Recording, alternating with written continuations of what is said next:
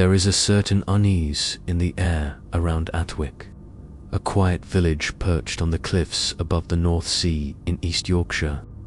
It's the kind of place where the wind always seems to whisper a little too knowingly through the hedgerows, and the paths grow strangely cold just before dusk. Locals walk briskly past the old church on the hill, and few linger at the spring beneath it, not because of superstition, they'll say, but because there's just something about the place. But old stories don't die in Atwick. They wait.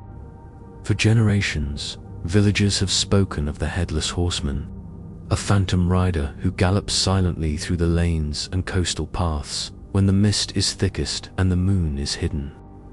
He comes without sound, save for the thudding of hooves, though even that vanishes if you stop to listen. Always dressed in black, with a long cloak that ripples as if caught in wind no one else can feel. He rides an enormous, snorting steed, and always his head is gone, not missing, but purposefully absent, as if severed by fate itself. The horseman appears sporadically, often before storms or tragedy. In 1913, a fisherman's wife saw him riding past the church the night before her husband's boat was dashed on the rocks.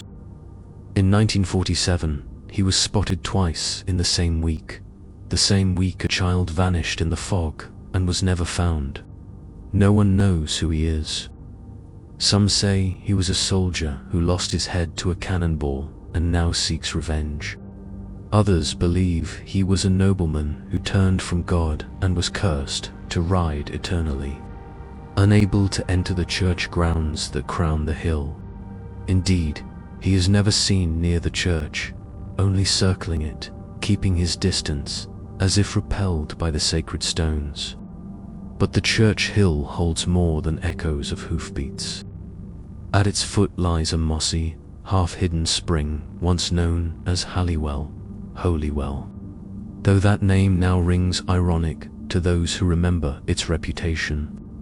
For the spring was said to be the haunt of a hobgoblin, the Haliwell Boggle. The Boggle was no grand demon, but a trickster spirit, squat and scruffy, with wiry hair and eyes like wet coal. He was mischievous, but never quite malevolent, unless angered.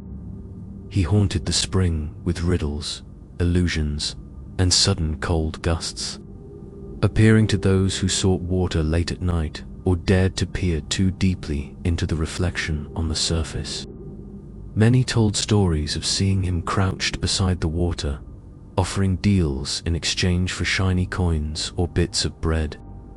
One tale tells of a young girl who saw the Boggle weeping by the spring.